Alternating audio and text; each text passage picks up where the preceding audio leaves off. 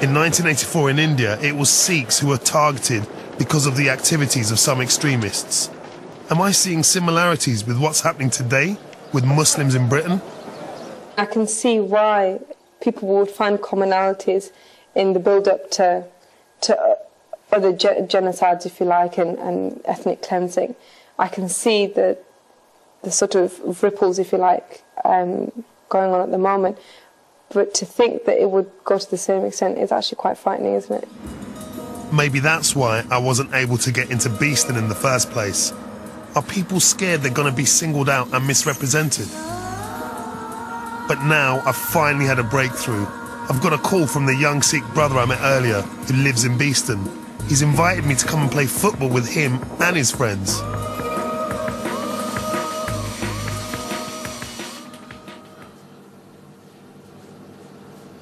Today's actually a bit of a special day because after all the trials and tribulations, we're actually going to Beeston.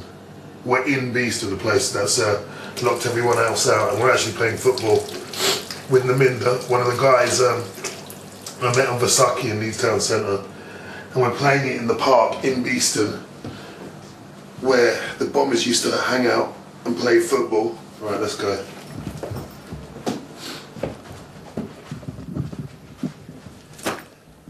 I'm worried about what's going to happen at the park today. I think this could turn into the most patronising thing ever. The worst thing, the worst idea I've ever gone through, and that's something I hate. I would hate to go in there and have those brothers turn around and say, you try to come in this way, and, you know, basically get dissed, get disrespect by them. But come on, let's go. I'm not going in there. I'm not patronising. I do not feel like I want to patronise anyone, so let's go and see what happens.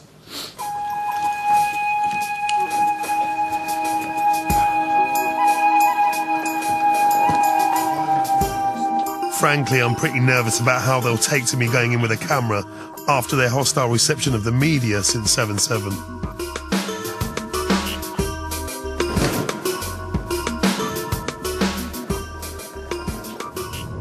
I want to have a bit of a knock around, chill out, meet some people.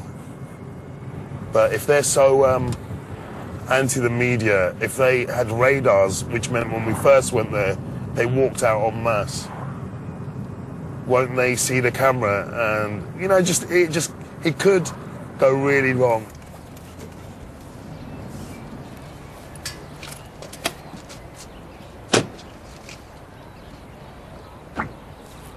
Yeah, so Naminda's taking us in. He knows all those brothers. And now there's some conversation going on, and just looking at it, I'm not getting the feeling it's a cool conversation. I think they're really worried. I don't know, I'm being paranoid now. Getting as bad as everybody else, Bob. It's the media. Your mum was much here woken me up, but I'm really tired. This is like basically the worst day for me to go and try and prove my footballing prowess.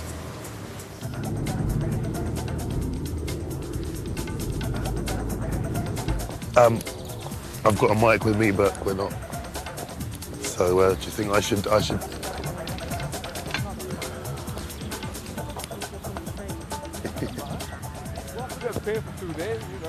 Does anyone want to talk? You've seen what we're doing. You know, it's just a chilled out. Together, that'd be good. It's up to you.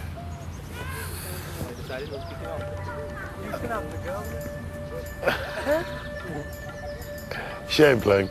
No, do you want to, I'm just saying, do you want to talk? Want to do it? Everyone together. Okay. Okay, I was hoping they'd speak to me, but it looks like everyone just wants to play football.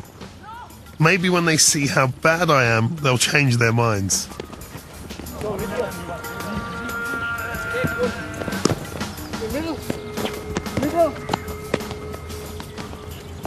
They finally agreed to talk after the match, but then suddenly some other kids who've gathered on the adjoining pitch start having a go at me and my camera crew, pulling their hoodies up, saying things like, "Film me, I'm a suicide bomber.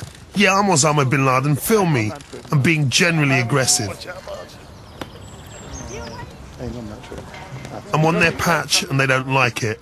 So reluctantly, it's time to leave. No, I mean, there's a bit more going on there, but it's kids. So I really wanted to argue with those kids, you know, but they're kids. I wanted to say, why are you going film my hoodie and then going journalists? Because those journalists who come in from the tabloids are going to ignore you, ignore all the brothers playing football, and go straight to those little kids, and those kids are just going to say, it's like swearing. They'll say all those words, you know, terror, Osama, suicide, this, that. To them, it's like swearing. Ah, well. I began my journey wanting to know how the younger generation's sense of identity had been affected by the London bombings. I blundered into Beeston in Leeds, naively expecting I'd be accepted as an Asian brother. What I found when I finally got there was I was treated like any other journalist in search of a juicy story about suicide bombers. Do you ever get the feeling you've been used as a target practice? And promptly told to F off. It's a barrier I never really got past. I felt like an outsider in a way I never have before amongst Asians, simply because I'm from the media. And if I'm honest, I can see their point. There are lots of sides to every story, including 7/7. But I'm being told again and again that the only side that's ever seen is the side that shows Muslims and me. And trying to find out why some young people don't call themselves British Asian anymore, I'm worried I've uncovered something very sinister. No one really knows what led those 4 young men to bomb London on 7/7. But the lasting effect of their actions has been to further alienate their own communities. Now all Muslims feel implicated. And I think there's a real danger it's driving a wedge between communities who once stood shoulder to shoulder against racism. In my worst nightmares, I see hatred growing unless we stop singling out one race or religion as bad. It always starts with apparently small-scale injustices, and as we've seen before in history, if left unchecked, these can sometimes grow into large-scale persecution. What happened to the Jews, where you actually had the press, the government, everyone, the middle classes, sort of working in tandem with a slow drip, drip, drip of negativity until it ended in the Holocaust?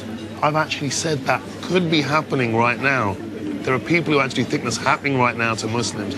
You know, it's only sometimes I remember it happened to Sikhs, and I was in the center of it, and I actually was my own 13-year-old British Asian Anne Frank. And sitting here right now, I'm actually thinking, either history repeats itself constantly, and I've got a warning to tell all my brothers and sisters in Britain, or I'm mashed in the brain because of my experience when I was 13, and I'm just paranoid. It's